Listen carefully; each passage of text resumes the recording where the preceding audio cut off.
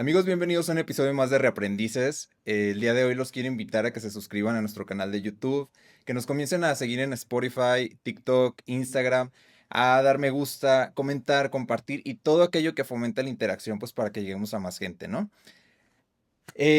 Pues me gustaría comenzar este episodio diciéndoles que si ustedes son hombres, si usted allá que nos escucha es un hombre, o si eres una persona que ama a algún hombre, que tiene un hombre cerca, ya sea tu hermano, tu papá, tu novio, tu esposo, lo que sea, este episodio puede ser muy interesante para ti.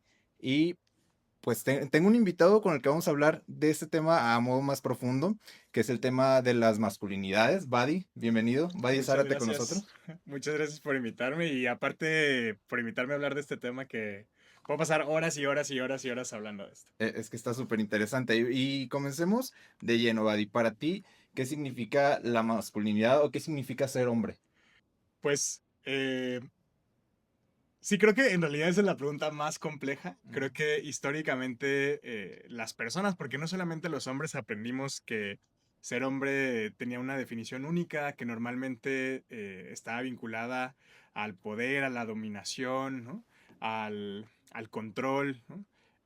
A ser esa persona que provee, que hace el trabajo productivo. Sin embargo, ese único significado borró el universo de posibilidades que existía de ser hombre, ¿no? Entonces, cuando a mí me preguntan qué es ser hombre, siempre contesto que hay tantas formas de ser hombre como hombres sabemos en este planeta. O Claro. sea, el universo es increíblemente grande, solo históricamente nos enseñaron solamente una de ellas. Claro, justo. Creo que es una definición muy, muy personal, ¿no? No podemos englobar en una sola cosa qué significa ser hombre, porque para todos ha sido de manera diferente también. Sin embargo, como poniéndolo de una manera muy tradicional, el ser hombre se nos ha inculcado ser una persona con ciertas características, ¿no? Como este rollo de ser muy frío, no expresar nuestras emociones, no hacer conexiones, no ser débiles, que por cierto también eso de la debilidad está muy encerrado en cosas como no llorar, Ujú. que muchas de las veces el llorar para mí se me hace un acto muy fuerte, muy que demuestra como mucho ese temple de una persona. Eh, pero tú, ¿cómo crees que ha sido esta crianza que nos han dado de manera tradicional y qué cosas se nos han quedado con el tiempo de esta idea de ser hombre? Sí, súper. Pues creo que si nos vamos incluso hacia antes de la crianza que tal vez tú y yo tuvimos, pues la sociedad en la que vivimos, desde que nos empezamos a dividir por actividades de trabajo, eh, definió que a los hombres les tocaba el trabajo productivo y a las mujeres les tocaba el trabajo reproductivo. A los hombres les tocaba hacer el trabajo de salir, generar ingresos, traer dinero, proveer, ¿no? Ofrecer todo lo necesario para el bienestar de la familia, ¿no? Y por otro lado, las mujeres hacían el trabajo reproductivo, que no tiene que ver solamente con el hecho de reproducirse y tener hijos, pero reproducir las condiciones para que la vida suceda. ¿Y qué implica esto? Pues el cuidado del hogar, el cuidado de la familia, incluso el cuidado emocional, ¿no? O sea, el estar al pendiente, el ser afectuosas, ¿no? Amorosas. Entonces, esta definición construyó roles y estereotipos que nos asignaron a hombres y mujeres características que teníamos que cumplir. Estos mandatos que por haber nacido hombres o haber nacido mujeres teníamos que llevar a cabo durante nuestra vida. Y eso se fue reproduciendo de generación en generación, se fue fortaleciendo, incluso hasta construir una identidad basada exclusivamente en esto y eliminando el resto de posibilidades que teníamos para escoger. Entonces, desde el momento en el que nosotros estábamos en el vientre de nuestras madres, ya cargábamos con estas ideas. Entonces, por ejemplo, si pensamos en cuando una mujer está embarazada y si va a ser niña y patea, significa una cosa distinta a que si va a ser niño. Ujú. Entonces los padres y madres comienzan a tener ideas de lo que va a implicar tener un hijo o tener una hija. Comienzan a ponerle expectativas, ¿no? Comienzan a poner expectativas y significados, ¿no? Ajá. Entonces a una cosa tan simple como un bebé pateando el vientre de la madre. Y así nacemos y entonces, consciente o inconscientemente, porque eso también es importante, en muchos contextos familiares las familias pues reproducen estos estereotipos de manera muy directa o muy verbal, ¿no? A ti te toca hacer esto y a ti te toca hacer esto porque eres niña o porque eres niño. Y en otros contextos sucede de forma inconsciente, ¿no? Porque vivimos en una sociedad que pues al final está estructurada sobre estas ideas. Y entonces a través de la observación y la convivencia nos vamos socializando en esa lógica, ¿no? Ujú. Entonces hay cosas que hacemos como hombres o como mujeres que nunca hemos cuestionado si realmente son cosas con las que estamos de acuerdo o las hacemos porque queremos o simplemente fue un proceso de absorción de lo que teníamos que hacer. Y entonces, así es como se va reproduciendo esto que le llamamos la división sexual del trabajo, ¿no? Ujú. Entonces, que a hombres les toca esto y a mujeres les toca esto, y eso define el resto de la vida. Que incluso a modo de cómo el sistema va determinando estos roles, es muy marcado a la fecha, incluso, pues no nos vayamos muy lejos, ¿no? Con los niños que te vas al pasillo de juguetería de un supermercado y ves de que los juguetes de las niñas son bebés. O Sí. sea, para que comiencen con este rollo de meterse en la cabeza como la crianza, el trabajo en casa. Y para los hombres son cosas como herramientas y todo esto que implica como el trabajo pesado, ¿no? Exacto, existe una socialización Ajá. que te lleva a pensar en un montón, o más bien que te encaja o encasilla en un aspecto muy limitado y que borra el resto de posibilidades que tienes. Y no solamente suceden cosas que pueden parecer a estas alturas de la vida un poco obvias como son los colores, ¿no? Ahora sabemos que no existen colores de hombre o colores de mujer o juguetes de niño, juguetes de niña, aunque hay algunas resistencias, pero como dices, todavía si vas al súper, los pasillos están muy claros, ¿no? Cuáles son los juguetes que están pensados para niñas y cuáles son los que están pensados para niños. Y es muy claro la diferencia de color, el tipo de juguete.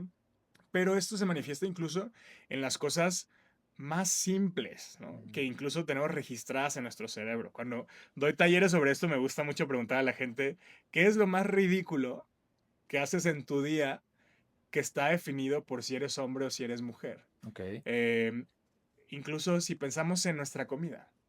O sea, si yo pregunto qué comen los hombres y qué comen las mujeres, tenemos ideas en nuestra cabeza. Los hombres comen carne, comen cosas picantes, comen cosas pesadas, y las mujeres comen cosas ligeras. O sea, si yo te pregunto qué tipo de vehículo maneja un hombre o maneja una mujer, Ajá. tenemos ideas en nuestra cabeza de qué tipo de vehículo, a pesar de que nosotros no creamos en ellas, pero hay ideas ahí registradas. Incluso hace poco hice un reel sobre esas 10 cosas que te hacen menos hombre en México. Ajá. Y hay un montón de cosas bien ridículas. Por ejemplo, cuando vas a los tacos y si pides cerveza clara o Ya. cerveza light. En ese momento hay una pequeña crisis de masculinidad pasando en la cabeza Ajá. de la mayoría de los hombres. Incluso algo que a mí me hacía pensar cuando era niño, correr con la mochila, güey. O sea, cuando corrías con la mochila y se hacía un movimiento y me acuerdo que yo era muy consciente de que tenía que cuidar mis movimientos en Como de ese. que no hay manera masculina de estar corriendo con una No hay manera mochila. masculina de correr con la mochila y entonces, si le vamos rascando, hay un montón de cosas así, un montón de cosas que nos han limitado por estas creencias. A pesar de que hoy en día me paro aquí y digo, yo creo en la igualdad, yo creo en los derechos, yo me quiero cuestionar, este trabajo de reconstruirnos es un trabajo permanente. Sí, justo grabamos un episodio justamente con una psicóloga que nos ayudó a entender el tema de la neurociencia y cómo de todo lo que vemos y aprendemos y estamos absorbiendo, nos quedamos con una parte de manera como explícita, pero todo lo demás se queda en nuestro inconsciente, ¿no? Entonces creo que va un poco también de ahí de cómo, a pesar de que estamos como en un proceso de reconstrucción o de crecimiento, em, pues hay cosas que nos cuesta trabajo sacar de nuestra mente, ¿no? ¿Tú en qué punto te diste cuenta como que querías cuestionarte estas cosas respecto a la masculinidad? Sí, la verdad es que yo tengo ventaja porque tuve el privilegio de tener una familia que se lo cuestionaba todo el Ah, tiempo, o súper. sea, por las experiencias de vida. Ujú. Vengo de una familia muy diversa, mi mamá es refugiada en México, mi papá viene de un pueblo originario, vivió en situaciones de pobreza, o sea, la vida llevó a cuestionarles un montón de cosas de lo que querían o no querían hacer, y eso buscaron transferirlo hacia mi hermana y hacia mí cuando estábamos creciendo. Incluso como el tema de los juguetes, ¿no? Mm. O sea, a mí me acuerdo que me compraban mi Max Steel, pero también si quería me compraban la Polly Pocket y entonces Ay, yo qué jugaba con chido. las dos cosas. Y tengo algo muy registrado que mi papá siempre decía que el hecho de poderme dar a mí una muñeca me sensibilizaba para poder hacerme responsable del cuidado de mis hijos en el futuro. Ok, qué cool. Y sí, o sea, al final te permite convivir con otras dinámicas y otras esferas o absorber la idea de que ser cuidador también es una posibilidad de vida para mí. Entonces, toda la vida como crecí en ese contexto, pero a pesar de crecer en ese contexto, había un montón de cosas que teníamos que cuestionarnos en esa familia, pero también cosas que aprendí socializado, pues en crecer en este país, ¿no? Eh, y que comencé a cuestionármelas de manera mucho más profunda cuando comencé mi carrera en los derechos humanos y porque me interesaba ayudar de alguna manera. Me fui especializando, hasta que cuando me empecé a involucrar más en el tema de el género, la desigualdad o la violencia por razón de género, entendí que tenía que comenzar conmigo. Y entonces a cuestionar un montón de cosas, de la forma en la que actuaba, la forma en la que me relacionaba. Y entendí que el primer paso y más fundamental para comenzar ese proceso es preguntar a las personas con las que nos relacionamos cómo son esas relaciones. Ok. Y me acuerdo que la primera vez que yo le pregunté a mi hermana si Ujú. la forma en la que yo me relacionaba con ella le parecía violenta o no le parecía violenta o le parecía adecuada, yo estaba muy seguro de que iba a decir que no. Ujú. Va a decir, no, pues crecimos parejos, somos iguales. Y la verdad es que la respuesta no fue así y fue muy doloroso. O sea, escucharlo de mi hermana misma que me decía, pues ahí te va esto y esto y esto y esto y esto. Y la forma en la que te comunicas, me tratas, me parece que tiene un tono violento. Entonces, esa fue la primera vez que empecé a cuestionarlo, Mm. porque me parecía que tenía que encontrar o llevar mi propio proceso para poder acompañar al de los demás también. Claro, pero qué importante también es preguntarle a la otra parte, ¿no? Porque si nos quedamos nada más platicando entre nosotros de que, a ver, qué estamos haciendo mal, qué podemos mejorar, qué no podemos mejorar, pues se va a quedar en un sesgo, ¿no? Claro, que tiene doble efecto eso. Y la verdad creo que es bien poderoso los hombres, y hablando de las características de la masculinidad tradicional, que ahorita hablamos de eso que le llamamos las cajas de la masculinidad. Ajá. eh, una característica de la masculinidad tradicional es asumir que lo sabemos todo y que tenemos respuestas ante todo, porque no saberlo implica cierto nivel de debilidad y los hombres tradicionales no podemos mostrar debilidad. Ok. Y entonces, hacernos preguntas o hacerles preguntas o verbalizar preguntas a las personas, uno, combate esta característica, pero por otro lado, abre conversaciones con personas que posiblemente tampoco se lo habían preguntado, Ujú. ¿no? Entonces, en este caso, mi hermana o mis amigas más cercanas tampoco se habían preguntado si la forma en la que yo u otros hombres alrededor de ellas eh, era violenta, ¿no? Y entonces va generando una cadena ahí de preguntas y reflexiones en nuestro círculo inmediato. Claro. Sí, y es que es muy cierto que también en este caso eh, es el tema del machismo y de muchas masculinidades que a lo mejor tienen conductas dañinas, afecta en gran parte a las mujeres, eso es algo muy claro, pero también afecta a los hombres de muchas maneras, ¿no? Podemos comenzar hablando acerca de cómo nos afecta en el tema de nuestras emociones, de cómo se nos ha inculcado no mostrar esas emociones y cómo desemboca también en conductas muy dañinas, ¿no? Muy dañinas que pueden ser violencia, que pueden ser adicciones y muchas cosas más. ¿Tú de qué manera lo has visto eso plasmado en los demás hombres? Sí, o sea, me encanta esa pregunta Mm. porque siempre o socialmente cuando se habla de igualdad, entendemos que es una agenda de las mujeres. Ujú. Y sí, efectivamente, históricamente, las mujeres han sido las principales víctimas de este sistema desigual y violento basado en el género. Eh, las mujeres siguen siendo asesinadas, las mujeres siguen viviendo acoso y hostigamiento en el espacio público, ¿no? Siguen cargando con el trabajo de cuidados sin remuneración, ¿no? Pero justo detrás de ellas, tal vez un poquito detrás, venimos los hombres como afectados de este sistema. Y eso es algo importantísimo para entender cuando hablamos de igualdad. La desigualdad y la violencia por razón de género nos atraviesa a todas las personas. Claro. Todas las personas. Los hombres en particular cargamos con la idea de ser proveedores, que ese es el principal mandato de la masculinidad, que es proveer, trabajar y ser productivo, ¿no? En el sistema económico en el que vivimos el día de hoy, ese mandato es casi imposible de cumplir.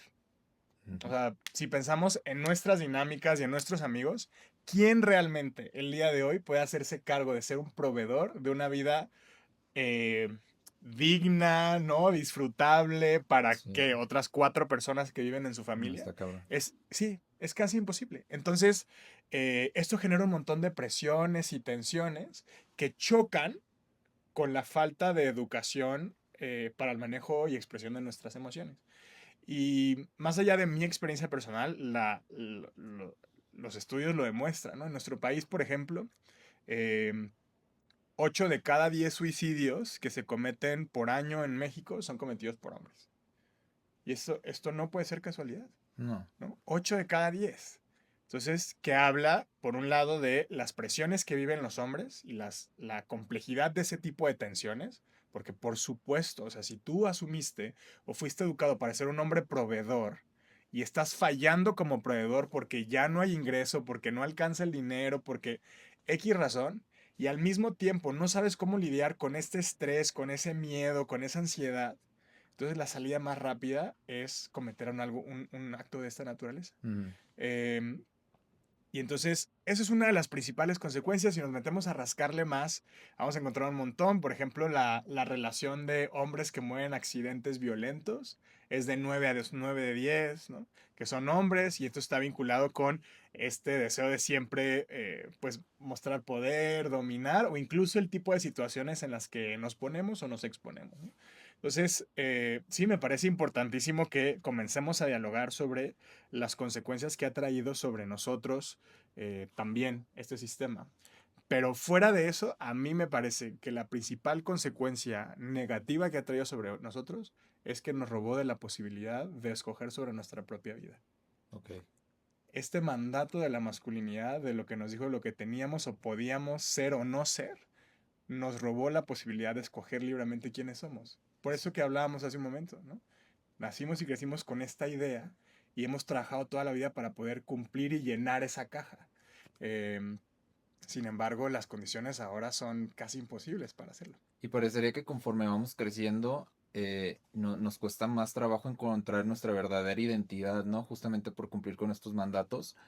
Y fíjate que yo he visto cómo esas consecuencias han desembocado muchísimo en personas, en hombres más adultos. Es cuando lo veo y es como un balde de agua fría porque veo justo el momento en el que se rompen, ¿sabes? En el que ya no pueden con todas esas presiones, en el que ya se cansaron de ser proveedores, de mantener esta máscara de que, güey, soy el más fuerte, de que no me rompo. Y ya llega un punto, una edad en la que se rompen. Me ha tocado verlo en muchos casos y me da mucha, como mucha ternura, güey, ¿sabes? Como de decir, híjole, ahí estuvo cargando toda su vida con un peso que no tenía por qué cargar y ya no puede más, ¿no?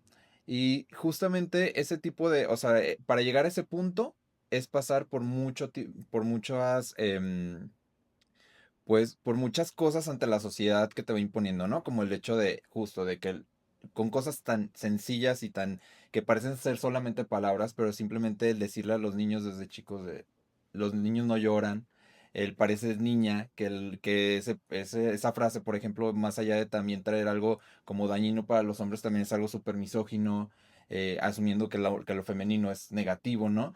Y ahí me gustaría que entráramos sobre el tema de la caja de las masculinidades. Eh, ¿Podemos hablar un poquito más de eso? ¿De qué va? Sí, pues la caja de la masculinidad Ajá, es una de las muchas analogías que se usan para describir la masculinidad tradicional, ok. pensando que la caja es este espacio donde los hombres entramos, que está definido por ciertos límites y por ciertas características que, como decíamos, pueden ser el ser proveedor, el mostrar control, el tener la respuesta a todo, y esa caja que imposibilita que los hombres exploremos otras formas de vida, ¿no? La caja es una de las analogías que se usa, pero también luego está la analogía de las máscaras, que los hombres mientras crecemos nos vamos poniendo máscaras. La máscara del control, la máscara del poder, la máscara de la fuerza. Ok. eh, y la verdad, a mí la idea de las máscaras me gusta un montón, Ujú. porque en el transcurso de nuestra vida nos volvemos performáticos con esas máscaras, porque realmente no somos esa persona. Nos pusimos una máscara para fingir ser un personaje que no somos. Ujú. Hay un montón de memes en las redes sociales de que el novio que la gente cree que tengo versus el novio que realmente tengo y de que el que la gente cree que tengo es súper serio, ¿no? Súper reservado. Y el novio que tengo es que en el espacio íntimo Ujú. Bien es tierno. súper cariñoso, tierno, súper sensible. No sé si los has visto, Sí, sí, sí. pero hablan de esas máscaras, ¿no? Esas máscaras que nos tenemos que poner constantemente para existir y responder a esos mandatos. Entonces, pues sí, responde a eso de lo que estamos obligados a hacer. Y ahorita que decías lo de cómo pasa con las personas de edades más avanzadas, creo que está pasando con edades más avanzadas porque en realidad el debate de la masculinidad es un debate muy reciente. Claro. Entonces, las mujeres nos ganaron, la verdad. O sea, las mujeres comenzaron mucho antes. Hay incluso ya vamos a una cuarta ola del feminismo. Hay un montón de cosas que se han cuestionado. Y los hombres apenas comenzamos un debate mucho más formal porque, pues por mucho tiempo, en su gran mayoría nos resistimos a hablar de este tema e incluso ser parte de la conversación. Pero por eso me parece que las personas más adultas apenas están ahora como cuestionándose qué es lo que está pasando. Sin embargo, también las personas adultas en muchas ocasiones comienzan a mostrar resistencias para transitar a un nuevo sistema, a un sistema que nos libere. Eh, y por eso me parece importante que también podamos platicar del tema de la manósfera, ¿no? O sea, el Buenísimo, sí. momento en el que estamos viviendo tiene un montón de variables muy complejas. Por un lado, las mujeres han hecho el trabajo de cuestionar el sistema en el que vivimos a través del movimiento feminista.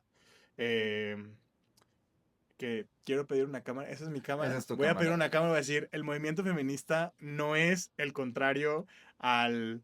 a- no es el odio a los hombres, el movimiento feminista viene a liberarnos a todas las personas, incluidos nosotros mismos, y a cuestionar por qué es que eh, las reglas de nuestra sociedad son como son. O sea, ¿por qué es que las reglas de nuestra sociedad benefician a unos más que a otros?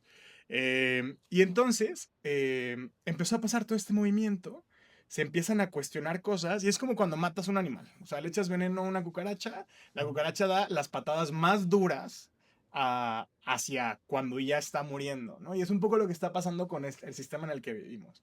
Se empiezan a cuestionar, se empiezan a tocar fibras sensibles que parecían que no se podían tocar. Y entonces comienzan a haber reacciones muy fuertes de resistencia. Una de ellas es lo que está pasando con lo que decíamos la manósfera, que en el espacio digital se están construyendo comunidades de hombres que están en contra del movimiento de liberación de las mujeres y de los derechos humanos en general, ¿no? Y comienzan a encontrar en las redes sociales un espacio seguro para violentar, ¿no? Y para perpetuar estos mensajes retrógradas. Lo que está pasando ahora es que si bien este tipo de resistencias históricamente estaban asignadas a personas más adultas, lo que está pasando ahora es que como sucede en un espacio de las redes sociales, con mensajes que son muy accesibles, hay un número creciente de hombres jóvenes que pertenece ahora a este movimiento, Ujú. ¿no? Uno de esos grupos es muy conocido como el de los incels, que son los célibes, por sus siglas en inglés, célibes involuntarios, que responsabilizan a las mujeres de que ellos sean célibes, ¿no? Ok. De que el movimiento feminista ha hecho tan complicadas las relaciones que ellos ya no pueden relacionarse con mujeres y entonces es culpa de ellas por quererse liberar. Y lo que es muy grave es que el movimiento de los incels, que forma parte de esta manósfera que existe en las redes sociales, no solamente se ha limitado a existir ahí, que ya tiene consecuencias muy graves recibir mensajes de odio y violentos en las redes sociales, sino que comienza a traducirse en violencia física, ¿no? Violencia comunitaria. En nuestro país ya tenemos casos registrados de feminicidios cometidos por incels, donde se responsabiliza a la mujer, el agresor responsabiliza a la mujer por no haberle querido dar un beso, por no regresarle un abrazo, por no regresarle una carta. Ujú. Entonces, estamos viviendo, como decía, ese momento donde la cucaracha está dando sus patadas más Sí. duras. eh, e implica también que nosotros empecemos a encontrar formas mucho más creativas, como este podcast tal vez, Ujú. de hablar del tema, ¿no? Y de sumar a más jóvenes en la conversación. Claro. Y sobre todo también de hablar acerca de nuestras emociones, ¿no? Pero desde chicos, porque creo que justamente en este movimiento es algo que sucede. no se va criando los niños con una mentalidad pues abierta acerca de nuestras emociones, de cómo dialogarlas, de qué es lo que realmente sentimos y acuden a algún medio, o sea, por algún medio tienen que aprender, ¿no? Y desemboca en aprender de la pornografía, en aprender de estos, de estas personas que se dedican a propagar como este mensaje tan erróneo. Y a mí me parece muy importante que hablemos de ese tema porque creo que las personas que sabemos de esto, a lo mejor no se lo podemos platicar en nuestro grupito de amigos, lo que tú quieras, pero yo me doy cuenta que muchas personas no están para nada familiarizados con este tema. O sea, se me hace que sí es algo que se debe hablar más. Justo creo que yo lo conocí y creo que si no hubiera pasado por eso, no, no lo hubiera conocido quizás por la serie esta de Adolescence. Adolescence. Ujú. Ahí supe acerca del movimiento incel, de la manósfera, pero ya es algo que lleva mucho tiempo y que tiene muchos, muchas personas que exponen, ¿no? Muchos líderes de opinión en este rollo de crear masculinidades como dañinas, ¿no? Sí, pues es que en realidad el movimiento de los incels sigue siendo un movimiento muy reciente porque está vinculado a la explosión de las redes sociales y el uso de las redes sociales. Ujú, Como dices, también es resultado de la falta de referencias adecuadas, claro. ¿no? Y aquí creo que hay dos cosas o dos responsabilidades que podríamos decir, ¿no? Por un lado está que eh, las personas adultas, por un lado mostramos resistencia, desgane, y no hemos logrado generar referencias en nosotros mismos para que las personas más jóvenes puedan ver otras posibilidades de crecimiento, ¿no? Entonces, decir, ellos comienzan a tener preguntas, empiezan a cuestionarse cosas, pero no ven un referente adulto sobre hacia dónde tendría que crecer. Y por eso es tan relevante que podamos visibilizar esas otras referencias. Cómo se ven los hombres que cuidan, cómo se ven los hombres que son atentos, cómo se ven los hombres que escuchan. En el caso de las mujeres, creo que hay un camino más avanzado, ¿no? O sea, todo este tema de visibilizar a las mujeres deportistas, a las mujeres que participan de la política, ¿no? Las mujeres que son empresarias, a las mujeres que deciden voluntariamente dedicarse al cuidado de su hogar, ¿no? Ujú. Eh, una vez habiendo cuestionado si quieren o no hacerlo, pero en el caso de los hombres tenemos muy pocos referentes públicos. O sea, estas ideas de, pues, cómo se ve, ¿no? Entonces tú ves ahora en las redes sociales un hombre que carga un bebé, güey, y hay 200 mujeres aplaudiéndole, porque son tan pocos que no hemos logrado convertir una realidad para que las personas más jóvenes lo vean. Ujú. Y por otro lado de responsabilidad, estamos la responsabilidad de quienes nos dedicamos a esto, especialmente de quienes nos asumimos como feministas y que pertenecemos a un movimiento para eh, la promoción de los derechos humanos. La responsabilidad que tenemos es que no hemos logrado encontrar maneras de involucrar a un número creciente de personas en esta conversación. Llegó un punto donde tuvimos muchas conquistas, ¿no? Conquistas como el acceso a decidir, que las mujeres decidan sobre su propio cuerpo, el matrimonio igualitario, la participación de las mujeres en la vida política, el voto, la paridad, etcétera. Sin embargo, no hemos logrado dialogar específicamente con los hombres. No hemos logrado explicar esto de lo que estamos hablando a los hombres. ¿Cuáles son las consecuencias de la desigualdad de género sobre ellos? ¿Cuáles son las ventajas que trae cuestionarse de esta manera? ¿Y por qué sí vale la pena dar el salto de valentía a cuestionárselo? ¿Y por qué representa un salto de valentía? O sea, si tú estás en una posición históricamente de poder, con ventajas y privilegios, ¿por qué tendría que dar un salto? ¿Por qué tendría que modificar esto? Entonces, no hemos logrado encontrar las maneras adecuadas para acompañar a los hombres a cuestionarnos estas cosas y transitar hacia nuevos esquemas. Ese creo que es la responsabilidad central y lo que entonces termina pasando es que pues empiezan a generarse muchas más resistencias a esta lógica de pensamiento, ¿no? Es decir, pues, a ver, tú me quieres Quitar mis privilegios. quitar mis privilegios, quitar mi poder, tampoco entiendo por qué tendría que hacerlo, ¿no? ¿Cuáles son las ventajas que tengo? Y aquí muchas de mis compañeras van a decir, Y luego eso es un poco polémico de que yo no tengo por qué educar a nadie, no tengo por qué darle esas respuestas a ningún hombre. Yo creo que sí. O sea, las personas que entendemos algo de manera, llamémosle progresista el día de hoy, tenemos la responsabilidad de acompañar a otras personas que no lo entienden así, porque alguien nos acompañó a nosotras. O sea, que tú y yo estemos aquí sentados el día de hoy es resultado de que alguien nos explicó algo. Alguien tuvo la paciencia y la empatía por nuestras resistencias, ¿no? Entonces nosotros también tenemos la responsabilidad de acompañarnos a otros, especialmente los hombres tenemos la obligación de cuestionarnos entre nosotros, porque es cuestionar al interior del sistema. Claro. Me pasa mucho cuando hago eh, si ven, mi contenido en redes sociales está en la mitad entre informar y la mitad entre hacer enojar señores. Me pasa mucho con lo que se trata de hacer enojar señores, que hay Ajá. mucho vato sacado de onda de, güey, pero por qué dices tú eso si eres vato? Ajá. O sea, y me llama mucho la atención porque realmente hay hombres que, pues, les sorprende tanto que un hombre cuestione bueno, eso que técnicamente le llaman el pacto patriarcal, que es este Representa una traición, acuerdo, ¿no? exacto, es una traición al acuerdo que tenemos entre hombres de solaparnos y escondernos cosas para proteger ese privilegio. Entonces, sí creo que hay una responsabilidad enorme que tenemos también nosotros, que tenemos o ya fuimos acompañados para acompañar a otros. Sí, justo creo que también ahí entra mucho el romper este pacto. Él sí va obviamente a tener una reacción pues muy polarizada, quizás mucha resistencia de parte de otros hombres, pero creo que por ahí se puede empezar quizás, ¿no? Como empezar a cuestionar a tu círculo cercano, a denunciar cosas que no son, que no van acorde, que no son buenas, que no, que dañan a alguien más, ¿no? ¿Qué otro tipo de cosas crees que podrían servir para ir rompiendo con ese pacto?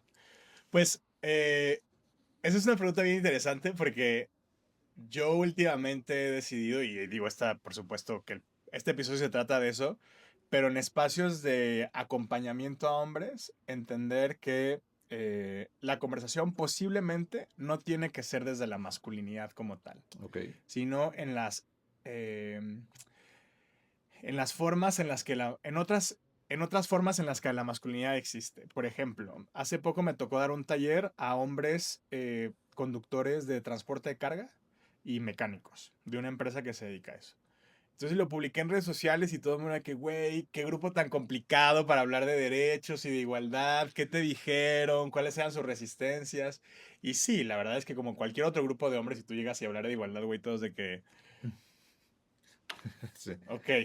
Eh, pero cuando empezamos a hablar de otros cruces de desigualdad que se entretejen con el género, como es la clase o la raza, entonces comenzaron a entender la relevancia que tenía, ¿no? Entonces cuando decíamos, ¿cómo es que los hombres y las mujeres, o sea, que la desigualdad de género no es pareja y que técnicamente le llamamos la interseccionalidad, que es esta herramienta para entender que la desigualdad afecta de manera diferenciada a las personas por las distintas características, no solamente si es hombre o es mujer, sino que se cruza con otras características. Entonces, por ejemplo, no es lo mismo que lo que vive una mujer que es migrante y que tiene una discapacidad, ¿no? O lo que vive un hombre, pero que es un hombre de la diversidad sexual, o un hombre que es moreno, ¿no? Por ejemplo, en nuestro país, o un hombre que es indígena. Entonces, cuando se comienza a hablar de esos cruces, me parece que es una forma eh, mucho más aceptada para hablar de la desigualdad de género. En el caso de este grupo de hombres, cuando empezamos a hablar de cómo se veía el racismo y el clasismo en su Ajá. experiencia de vida, decían, no, pues es que sí, cuando yo voy cruzando la calle, como soy mecánico, la gente me ve y cuando me ve de lejos, se cruza la banqueta y eso no me gusta por X y X. O la señora de recursos humanos, la responsable de recursos humanos, como estoy sucio, no me atiende en su oficina, me atiende afuera. Ok. Y entonces, cuando comienzan a entender las consecuencias que tiene otras formas de discriminación sobre ellos, entonces le encuentran mucha lógica a decir, ah, entonces eso que me pasa a mí tiene un origen común con lo que le pasa a las mujeres y por eso es importante que yo comience a tal vez cuestionarme y a poner ciertos límites o a cambiar ciertas formas de relacionarme, de comunicarme, ¿no? Entonces, esa es una de las formas que hemos encontrado como muy, muy exitosas porque ayuda a entender que todas las personas, como decía hace rato, hemos sido atravesadas por la desigualdad y la discriminación. Todas. Todas. No Por un lado o importa, por otro. no importa hombre o mujer, todas hemos sido atravesadas por ellas. O sea, mujeres de alto nivel socioeconómico, de ingresos, han sido atravesadas por ellas. Ujú. El número de mujeres que van a recibir servicio de atención a las áreas de atención a víctimas, que vienen de ciertas colonias de la ciudad con un alto poder adquisitivo, es muy alto. O sea, porque pues tener recursos no las priva de esto. Claro. Y la otra, por otro lado, también los hombres con ciertas características corporales, ¿no? Que son morenos, nacieron en un contexto de pobreza, que son indígenas, ¿no? No por ser hombre implica que tienen muchos más privilegios que una mujer que es empresaria, que es blanca, que tiene un ingreso mensual fijo, ¿no? Entonces, esta dimensión nos ayuda a empatizar con esta experiencia compartida. Y otra forma también de hablar del tema que puede ser muy, muy útil o que resulta ser muy útil es el cuidado. Ujú. O sea, regresar a este primer punto de la conversación que era la sociedad fue dividida, o sea, hizo esta división sexual del trabajo y que le quitó a los hombres, y así es, o sea, por más que creamos en muchos contextos que es ventajoso, nos quitó a los hombres la posibilidad de participar del cuidado familiar, del cuidado de las relaciones, del cuidado comunitario. Eh, y hablar del cuidado es una forma muy efectiva cuando comenzamos a hablar del cuidado personal. Güey, los hombres también estamos cansados. Ujú. Los hombres también estamos desgastados, fatigados, ya por las múltiples razones que dijimos, ¿no? Entonces, hablar del cuidado personal, el cuidado de nuestra salud mental, el cuidado de nuestra salud física, ¿no? Eh,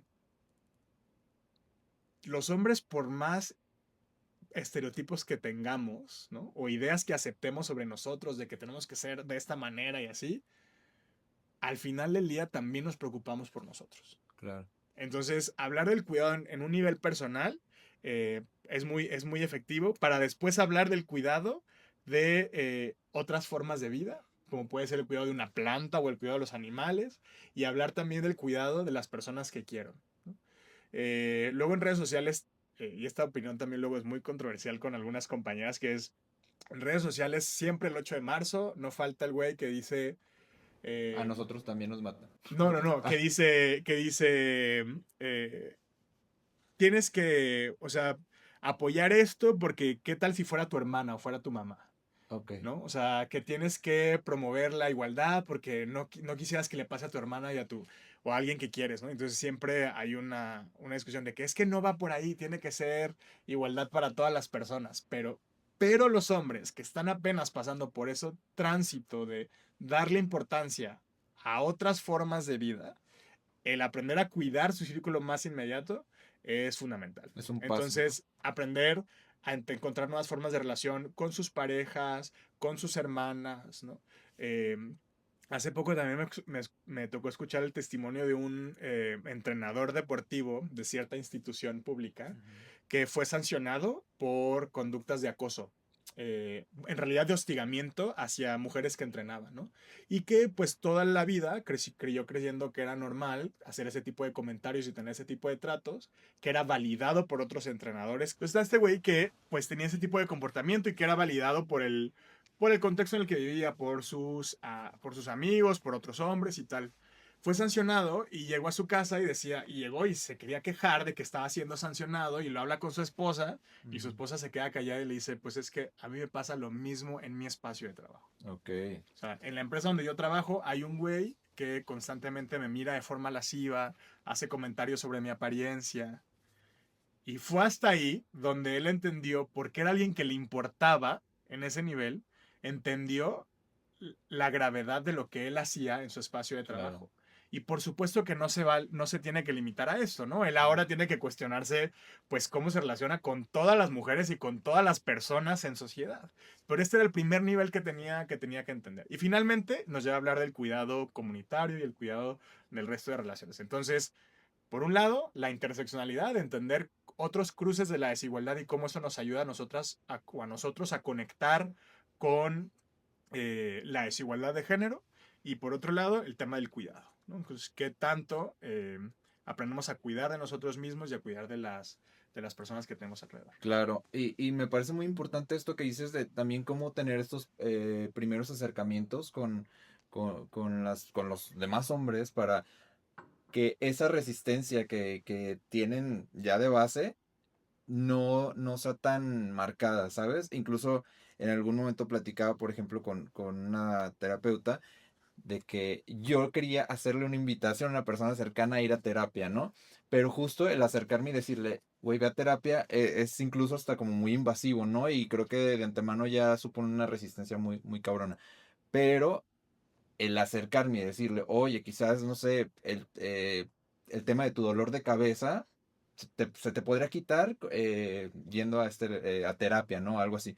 Quizás ya es llegar por otro lado y creo que justo era un poquito de lo que ibas con el tema de las masculinidades, no hablar eh, a un tema que va a ser nuevo para muchos, que no van a aceptar, que van a poner una resistencia, pues quizás hablándole un poco qué es lo que les afecta tal cual, ¿no? Empezar por dónde es por donde les afecta y ya después ir a algo más general. Se me hace súper, súper importante eso. Y respecto también a lo que hablabas de ese tema de cómo cuando vemos a una persona cercana a nosotros siendo vulnerada, es cuando ponemos más atención sobre qué es lo que está pasando.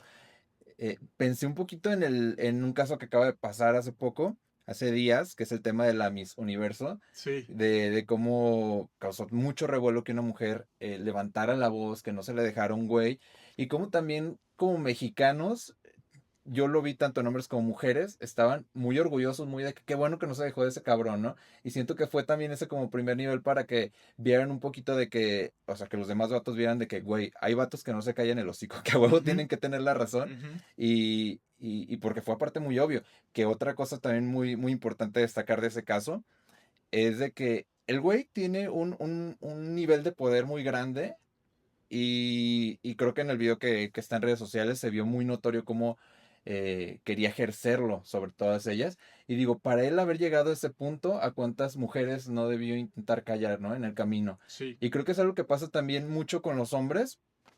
eh, Tiene un nombre, no recuerdo mucho, el mansplaining, Ujú. ¿no?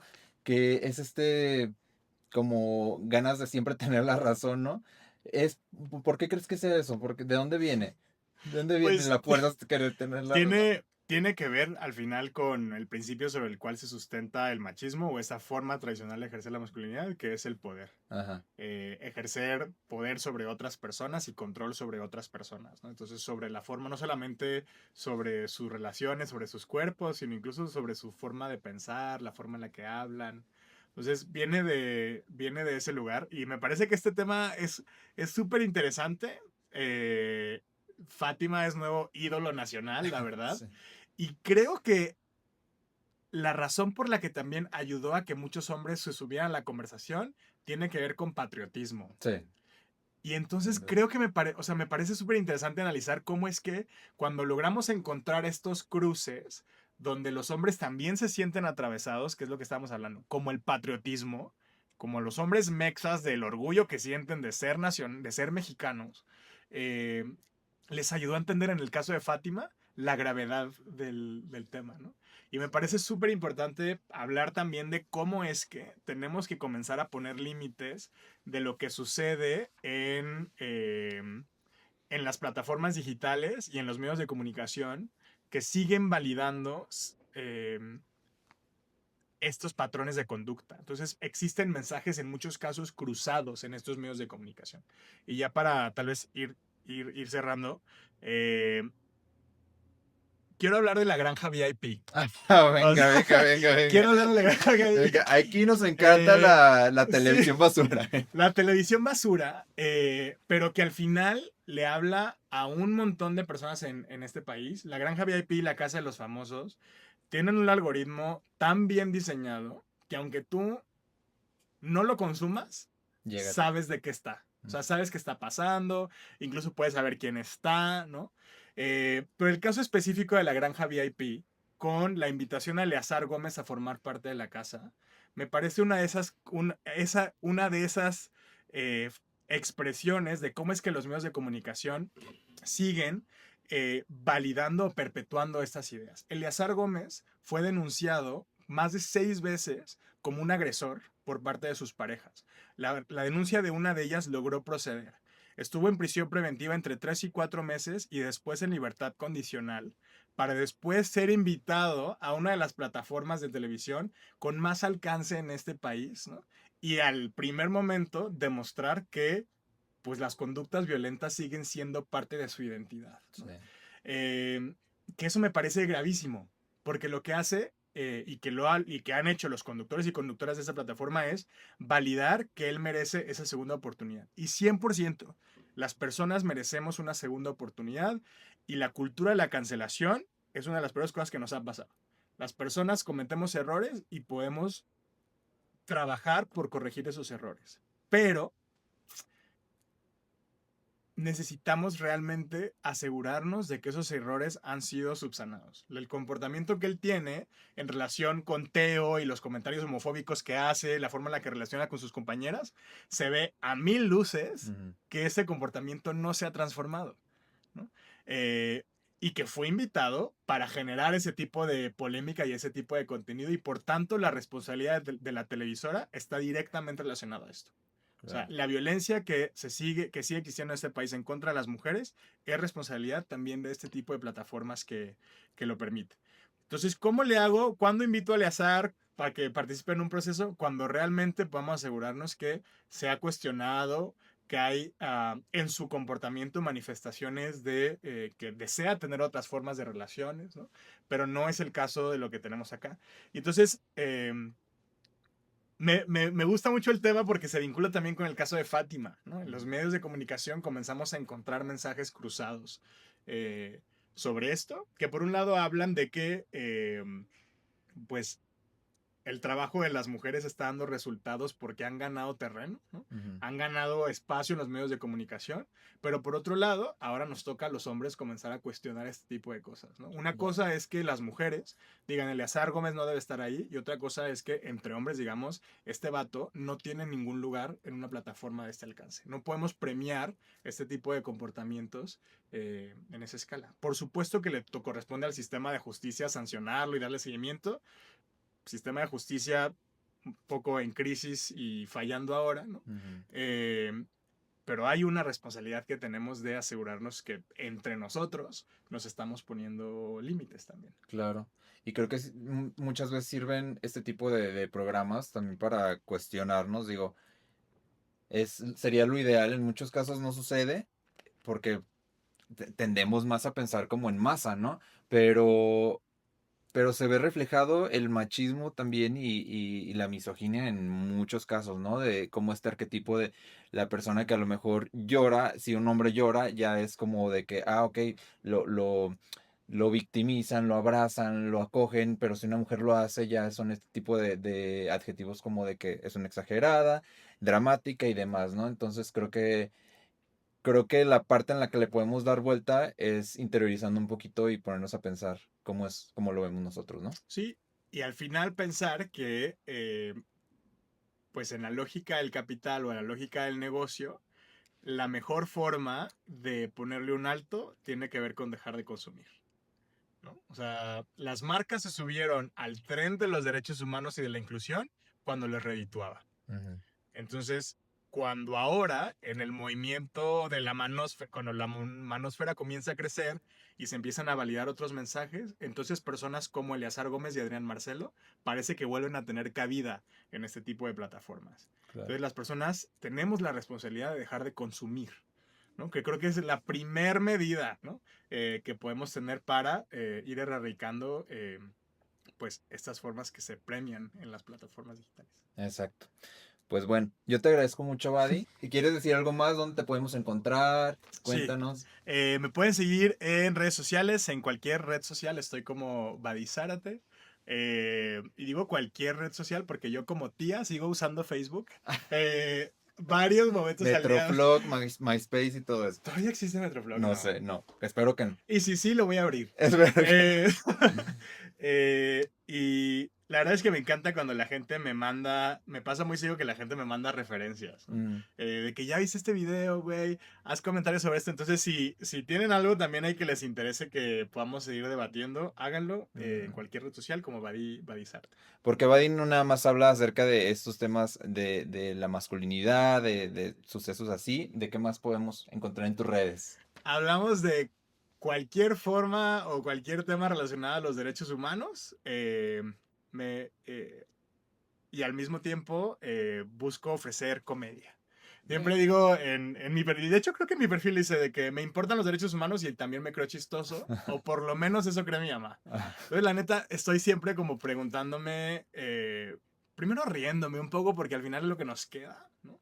En la dinámica de vida que tenemos, reírnos de lo que está pasando y tratarlo de disfrutar de alguna manera. Pero por otro lado me parece que sí, necesitamos encontrar formas más creativas para hablar de esto y sumar a más personas en la conversación. Concuerdo. Pues bueno, muchas gracias, Buddy. Esto fue Reaprendices y nos vemos la próxima.